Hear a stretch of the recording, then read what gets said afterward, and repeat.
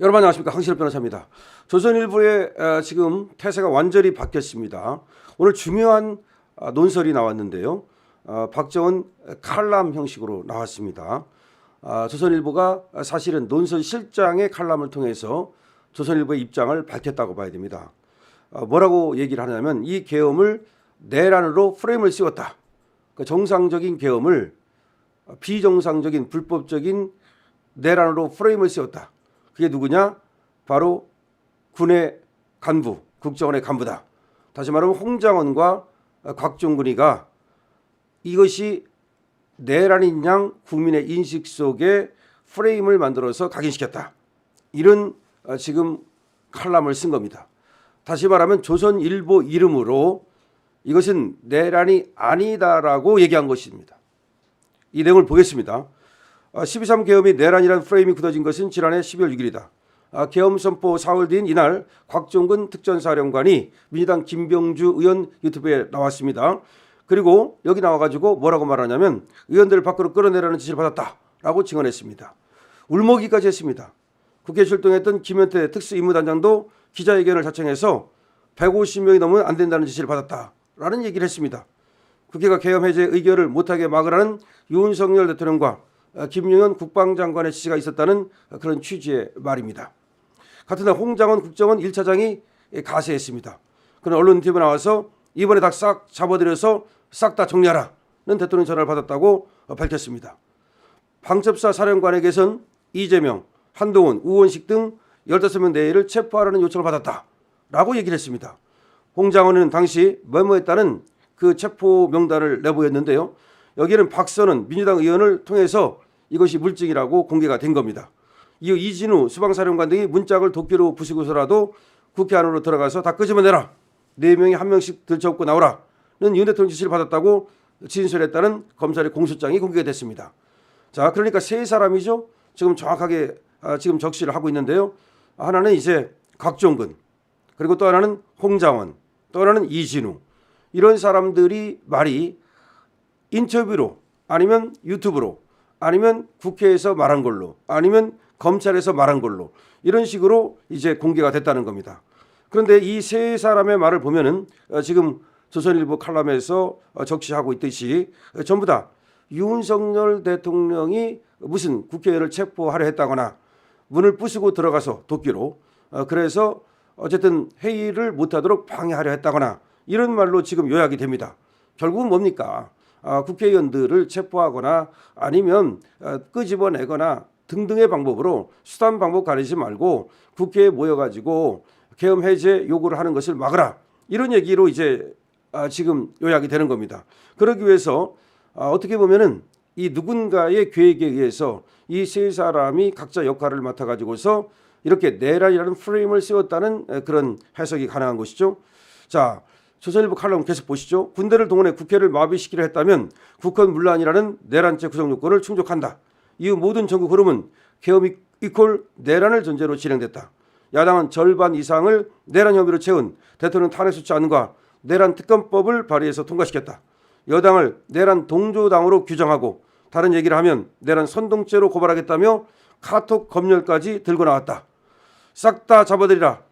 도끼로 부수고 끄집어내라는 식의 엄청난 증언들이 나온 터라 내란은 움직일 수 없는 사실로 보였다. 자, 공수처의 무리한 대통령 체포도 그 전제에 의해서 강행이 됐다. 수사권 논란에도 불구하고 공수처가 현직 대통령을 체포할 수 있었던 것은 내란 프레임에 올라탄 덕이었다. 법원이 체포영장을 발부해주고 경찰이 영장 집행에 협조하고 경호처 직원들이 저항을 포기한 것도 내란이 기정사실처럼 각인돼 있었기 때문이었다. 대통령 탄핵소추안에 여당 일부 의원이 찬성한 것도 같은 이유였다. 군 국정원 간부들의 폭로가 아니었다면 대통령 탄핵안 통과도 대통령 체포도 구속영장 발부도 어찌 됐을지 모를 일이었다. 그름들만 없었다면 이렇게 안 됐을 거다 이런 말이죠. 시간이 지나면서 상황이 바뀌기 시작했다. 헌법재판소의 탄핵 심리가 개시되고 사실 검증이 이루어지면서 계엄 당사자들 증언이 조금씩 달라졌다. 김의원 국방장관은 검찰 공소장 내용을 뒤집었다. 국회에서 빼내라고 한 것은 의원이 아니라 요원이고 기재부 장관이 받았다는 쪽지도 대통령이 아니라 자신이 작성해 전달했다고 증언했다. 대통령에게 정치인 체포를 지시받은 사실도 없다고 했다. 이훈 대통령을 우두머리로 규정한 검찰의 내란죄 법리를 전면 부정한 것이었다. 계엄군 측 진술도 미묘하게 변했다. 윤 대통령이 국회를 끄집어내라고 지시했다가 진술했던 곽종근 특전사령관은 헌재 증언에서 인원을 데리고 나오라고 수정했다. 김현태 특전사 단장은 국회의원과 끌어내라는 단어는 지시 없었다고 했다.